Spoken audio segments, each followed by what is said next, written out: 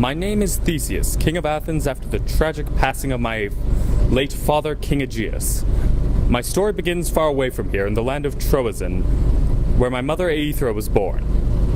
I was raised by her and her father, King Pythius, who ensured his friend Aegeus that I would have a good childhood without him.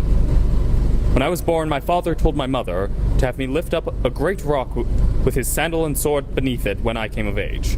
When I did so, my mother told me of my royal lineage, and I set off to meet him. Rather than take the easy route of sailing to Athens, I elected to travel by land, fraught with danger and bandits.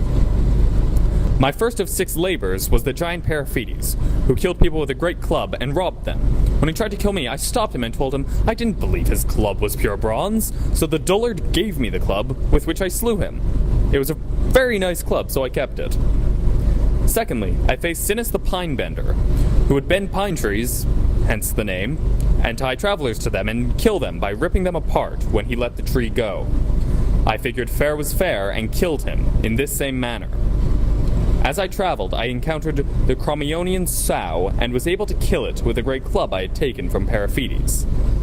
I fled quickly, however, as the witch Phaia would hardly be pleased I killed her pet.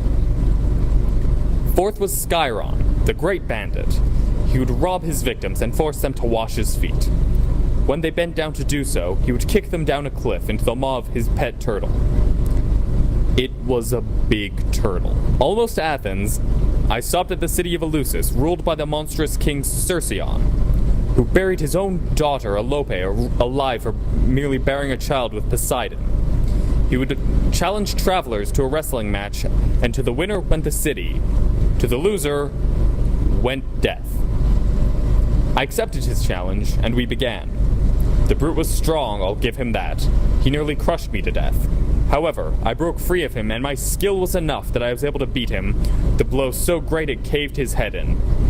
I gave the kingship to Alope's son, Hippothuon, with the knowledge that he'd be a good, strong leader of his people. My final challenge before Athens was the giant Procrustes, who would have people lie in the perfect bed. If you weren't the perfect size for the bed, however, it would either chop off your feet or stretch you to the proper length. Unconvinced, I requested him to lie there instead. When I put him down on the bed lopped his head clean off. Having finally made it to Athens, I found my father had taken a new wife, the witch Medea, who was determined to see me dead before my father discovered my identity, so that her son, Metis, would keep his inheritance over me. She sent me to capture the Bull of Marathon, a great monster of a bull which I would later find out was the father of my greatest opponent. It was a long, arduous hunt, and I defied her expectations and captured it as a great sacrifice to the gods. During the feast, however, and despite my success, she still wanted me dead, and it was only the timely realization of Aegeus, having recognized my sword and sandals, that saved me from the wine she had tainted with her poison. Medea fled the country, and I've yet to hear more of her. After our reunion, my father told me the sorry state of affairs that had taken place in Athens. Upon losing a war with Crete, we were forced to send regular sacrifices to them to be fed to the great bull-headed monster, the Minotaur. I pleaded with Aegeus to send me as one of the tributes, so that I could slay the monster or negotiate with King Minos. He finally relented, and I set off for Crete with a promise to him that will haunt me till my dying day. I swore that I would change my black sails to white when I returned, should I have succeeded.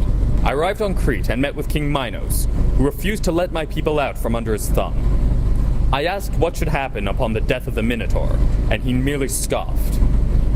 Enamored with me, his daughter, the Cretan princess Ariadne, was willing to help me, on the condition I take her back to Athens with me.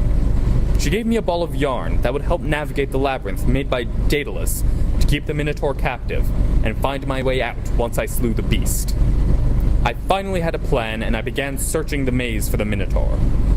I finally reached the monster and overpowered it, and stabbed it with a sword I had hidden beneath my tunic. I escaped to my ship with the other sacrifices to be. I began to sail home with Ariadne, however, it was not meant to be. Athena herself came to me and told me I was to leave her behind. Stricken upon this betrayal, I forgot to change my sails. so my triumphant return was marred by news of the death of my father. In his grief over my supposed death, he threw himself off the palace into the sea. In his stead, I will rule over my people as a strong and as wise a ruler as he was.